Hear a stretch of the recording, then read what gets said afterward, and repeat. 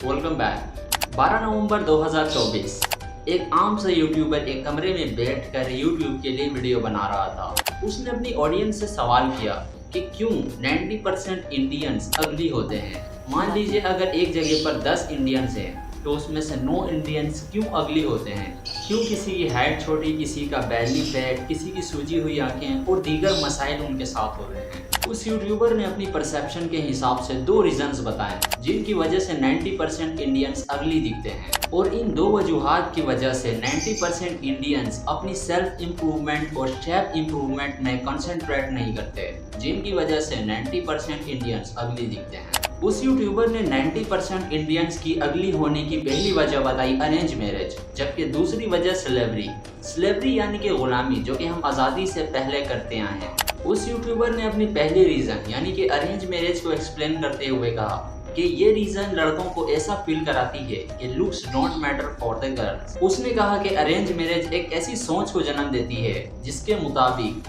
लड़कों के पास सिर्फ घर, गाड़ी और पैसा होना चाहिए, लुक्स डज नॉट मैटर। उस यूट्यूबर ने कहा कि इस सिस्टम को हमारे मुल्क से टर्मिनेट करना होगा, क्योंकि अगर अरेंज मैरिज हो जाती है तो किसी भी लड़के को क्यों अपने ऊपर कंसंट्रेशन करना होगा, क्यों उसे अपने ऊपर सेल्फ इम्प्रूवमेंट के लिए कोशिश करना होगी। उस लड़के की विशेष के मुताबिक उसे चाहिए एक सरकारी नौकरी प्लस 90,000 सैलरी, इसके साथ उसे कुछ और नहीं चाहिए। He can get everything without having a good personality and he can get married easily anyone he wants।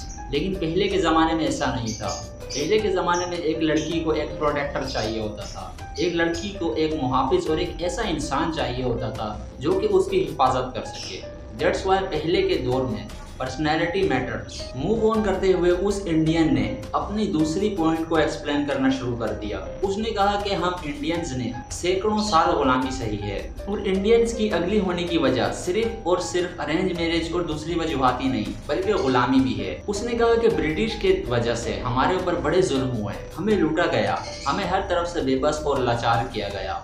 हमारे लोगों को सही तरीके से डाइट नहीं मिलती थी, जिसकी वजह से वो कई महीनों तक जंक फूड्स खाते थे और एक डस्ट फूड खाते थे जो कि वेस्टेड फूड होता था, जिसकी वजह से उनके खून में कई तरह के बैक्टीरियाज पैदा हो गए, वो कमज़ोर होना शुरू हो गए और ये एक जेनेटिक प्रॉब्लम बन गई, क्योंकि जब कोई इंसान कमज़ोर होता है तो उसकी औलाद भी कमज़ोर होती है। उसने कहा कि अगर कोई हेल्दी कपल है तो डेफिनेटली हेल्दी ही बच्चे को जन्म देगी। अगर कोई एक वीक कपल है यानी कमज़ोर कपल है तो वो कोई भी कमज़ोर बच्चे को जन्म देगी। इसी के साथ उसने कहा कि गुलामी सहते सहते इंडियंस की हालत बद से बदतरीन हो गई थी, जिसकी वजह से ये जन्म भी कमज़ोर बच्चे को ही दिया करते थे जो कि आगे चलकर पैदाइशी अगली हुआ करता था। उसने कहा आज़ादी से पहले वेस्टर्न फूड खाना हमारी मजबूरी हुआ करती थी, लेकिन आज आज़ादी के बाद भी हम fast food, soft drinks, momos, noodles, Maggi और दूसरी तरह की ऐसी चीज़ों को कंज्यूम करते हैं जिनकी वजह से हमारी जेनेटिक प्रॉब्लम सॉल्व नहीं हो सकी